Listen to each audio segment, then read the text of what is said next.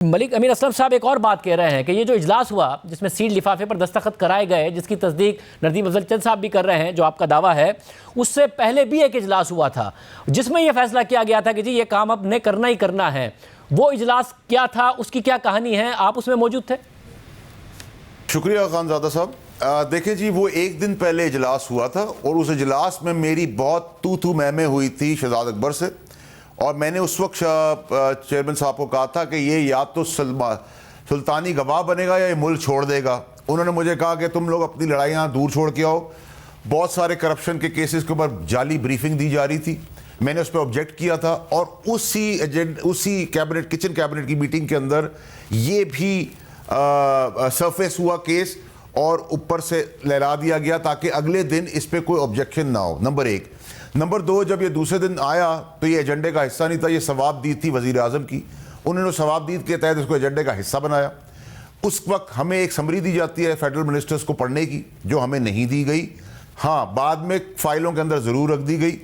उसका clause number 10 बड़ा clearly बताता है कि आपको ऐसा कोई भी पैसा एक्सचेकर पाकिस्तान की गवर्नमेंट के अकाउंट में लाना है। तो अगर इसमें रिश्वत ना भी इन्वॉल्व हो, जो कि है इन्वॉल्व, अगर ना भी इन्वॉल्व हो तो ये फंदा बनता है काबीना के ऊपर, वजीर आजम के ऊपर, क्योंकि उन्होंने जो दस्तखत लिए हैं वो एक्सचेकर अकाउंट के लिए हैं, जबकि उस अकाउंट में पैसे नहीं गए हैं। नंबर एक। नंबर दो ये कि जो दावा कर रहा है झूठा इंसान, जिसको अल्लाह की मेहरबानी है गवाहियाँ लोगों ने दे दी हैं, आपने बता दिया, बाकी चैनल्स ने भी बता दिया, वो मुल्क से बाहर क्यों हैं? वो आए अपनी सच्चाई को रिफ्लेक्ट करे। नंबर एक। नंबर दो ये कि उसके पास मिनट्स ऑफ द मीटिंग्स मौजूद है, जो कि गैर कानूनी है। वो तो सिलेक्टेड आदमी था, मैं इलेक्टेड फेडरल मिनिस्टर था, मेरे पास रसाई नहीं है उन डॉक्यूमेंट्स की। वो भी एक जुर्म है जो कल लहरा के परसों दिखा रहा था। तीसरी और इंपॉर्टेंट चीज कि वो कौन सा खास आदमी था जिसने उनको मुल्क से बाहर भिजवाया, और ये आज अचानक लॉन्च क्यों हुए हैं 1 साल के बाद, वो भी मैं शाहज़ेब साहब आपको बताना चाहता हूं। क्योंकि ये मुझे झूठा साबित इसलिए नहीं कर रहे कि 190 मिलियन का केस तो ओपन एंड शट केस है। इसमें तहरीक इंसाफ के चेयरमैन, उस वक्त के वजीर आजम, उनके ये पॉन्स खास, इन सब ने माल बनाया है। और अगर इसको मैं जस्टिफाई करने के लिए आप मुझे कहेंगे तो मैं आपको वो भी बता देता हूं कि ट्रस्टीज जो पहले थे उनको क्यों चेंज किया गया। रिश्वत पहले वसूल की जाती, काम बाद में किया जाता है। मिलियंस ऑफ रुपीस का, बिलियंस ऑफ रुपीस का फायदा दे रहे बगैर किसी चीज के, क्यों? तीसरी और मोस्ट इंपॉर्टेंट चीज कि ये चीज सीक्रेट क्यों रखी गई? अगर तो ये गवर्नमेंट का हिस्सा नहीं था तो काबीना में क्यों लाया गया?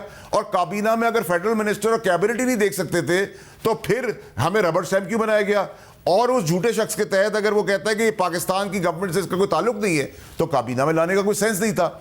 वो जो झूठा साबित करें वो इस पे साबित करना चाह रहे हैं, पहले से एक थीम बना रहे हैं, क्योंकि इससे ज्यादा इंपॉर्टेंट चीज ये कि जो शहीद अरशद शरीफ का कत्ल हुआ है, जो प्लान्ड ब्रूटल मर्डर हुआ है, जिसकी प्लानिंग हुई है पाकिस्तान के अंदर, जिसमें आम, खास, पॉपुलर, प्यारा, लाडला, जो छुपा हुआ है, लैपटॉप छुपाने वाला और बैरून मुल्क भागने वाला, और अरशद शरीफ जिस दिन दुबई से निकाले जा रहे थे उस दिन ये झूठा शख्स दुबई में मौजूद था और मीटिंग्स कोऑर्डिनेट कर रहा था। आप मेरी इस खबर को गलत साबित कर दे, मैं शहजाद अकबर साहब अगर प्रोग्राम ज्वाइन करना चाहें तो कर सकते हैं। ज़ाहिर है एक बहुत ही अफसोसनाक वाक़या अरशद शरीफ साहब का, उसमें इल्ज़ामात हैं वो इल्ज़ामात ही हैं। हम उम्मीद करते हैं कि जो ट्रांसपेरेंट तहकीकात है उस मामले की हो और उनकी जो फैमिली है उसको इंसाफ मिले। मगर बावड़ साहब, आपने जो मुझे एक दिन पहले की किचन कैबिनेट है जिसमें आप भी मौजूद थे, अब ज़ाहिर है उसका इजलास तो, और उसमें ये मामला की मर्जी के बगैर तो नहीं रखा जा सकता था, क्योंकि खास वज़रा वही शरीक होंगे जो उनकी मर्जी के होंगे, जिसमें आप कह रहे हैं कि आपकी और शहजाद अकबर साहब की तू मैं हुई और ने इंटरवीन करके कहा कि जी आप अपने मामला जो है वो तय करें। तो ये इसी मकसद के लिए था और उस वक्त उनका अपना क्या मौक़िफ़ था आपका? देखिए शाहज़ेब साहब, वो जो किचन कैबिनेट थी वो स्पेसिफिकली इस एजेंडे के लिए नहीं थी। उसमें बड़ी प्लानिंग के तहत पहले सारे करप्शन की ब्रीफिंग दी गई जो कि झूठ पे मबनी थी।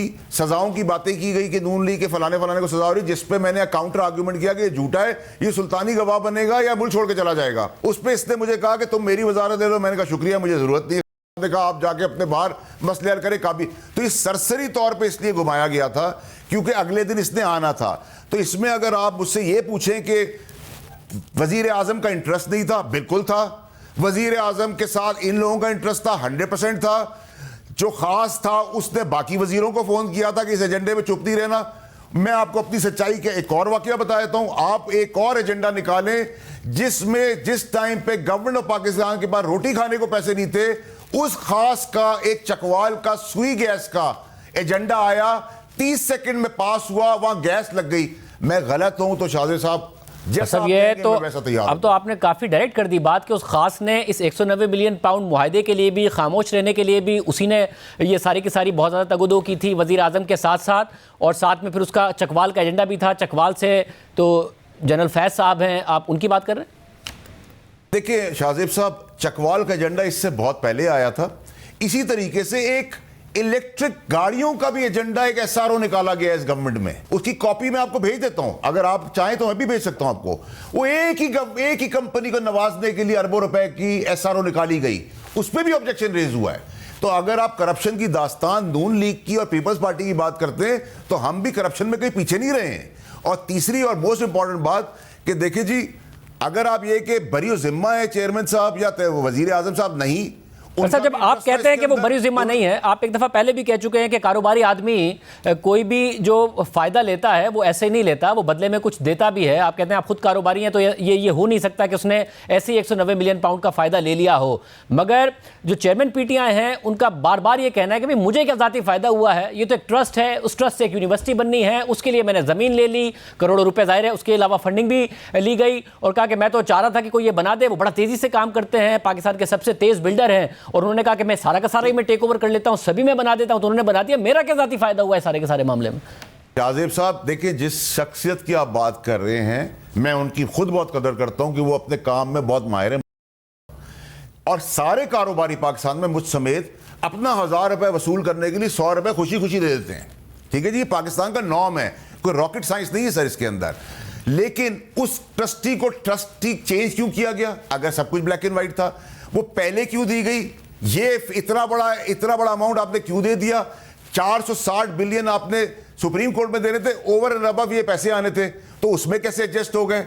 सर ये तो नहीं हो सकता ना, इतना बेवकूफ तो कोई भी नहीं हो सकता। या आंख से अंधा हो सकता है, या अकल से पैदल हो सकता है, कान से बहरा हो सकता है। अगर वो तीन चीजें मौजूद थी तो उस आदमी को हुक्मरानी करने का वैसे भी कोई हक नहीं होना चाहिए। सब तो खुद समझ पा रहा, तो खुद दावा करते हैं कि वो फाइलों को पहिए लगाते हैं। आप कह रहे हैं ये फौरन काबीना में आना, बगैर एजेंडे के आना, उसके बाद काबीना के अराकीन को कहना कि इस पर जाके बाहर भी नहीं बात करनी है और आप ये लिफाफा देख भी नहीं सकते हैं, आपने इस पर खामोशी से दस्तखत करनी है, बाद में भी खामोश रहना है।